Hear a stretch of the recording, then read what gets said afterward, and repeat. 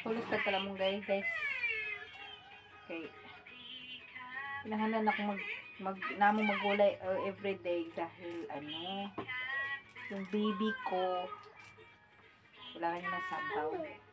So itong malunggay lauoyin na rin siya.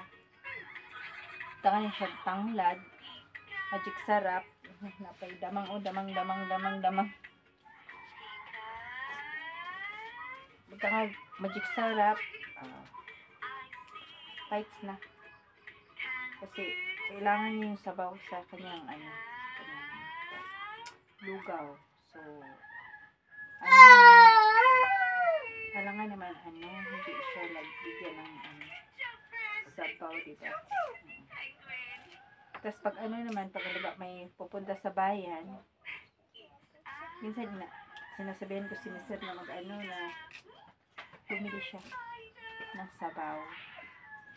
Like sabaw ng pinulang manok or sabaw ng munggo ba? Ganyan.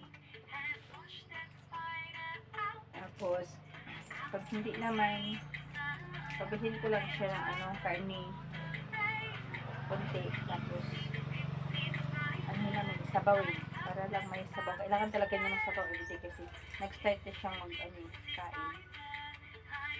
Pero hindi ba siya nakain ng yung mga titigas din katulad ng kanin as in. Pero one time kumain siya nung pumunta kami ng city. Tapos walang choice, wala kami dalang lugaw. So ang hinili namin ulam nun is adobo. Yung adobo, di ba? May yun na konting sabaw. Ay, yung sauce niya, yan ang inano ko sa kanin. Yun, nakain siya dun. No choice. Pero kailangan may cellphone dala para pinapanood niya. Kasi pag hindi mo siya binigyan ng pinapanood, maglalakad-lakad, nakakahiya naman, di ba? Sa mga kumakain din. So, kailangan mag-stay lang siya. Lagyan siya ng cellphone para meron siyang ABC o katulad ng narinig nyo ngayon, pambata. So, ganun dito sa probinsya. Hindi katulad sa ibang bansa, sa city, sa inyong lugar, dyan. Hindi ko alam kung anong sitwasyon dyan sa inyo. Na, iba-iba kasi yung sitwasyon, di ba? Tapos, iba-ibang tradisyon. Ganun. So, dito sa amin, walang tradisyon.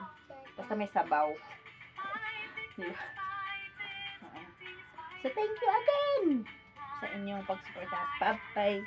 Bye-bye. Sa hindi pa nakapag-subscribe, please subscribe.